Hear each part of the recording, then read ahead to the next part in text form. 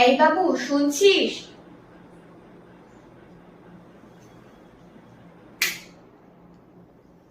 আরে কি করছো? পাখাটা বন্ধ করলে কেন?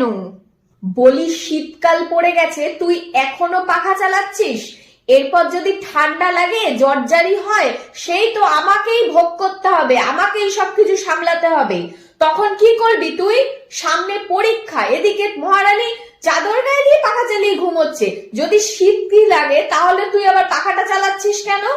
আরে পাখাটা বন্ধ করলে গরম লাগছে, আমি তো সেই জন্যই পাখাটা চালিয়েছি। মানেটা কি?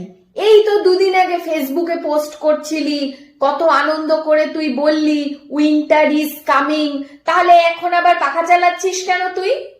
আরে বাবা, আমি তো চাদরও গায়ে দিয়েছি, আমি পাখাও চালিয়েছি, আবার দেখো চাদরও গায়ে দিয়েছি, হয়ে গেল, আমার কেন ঠান্ডা লাগবে?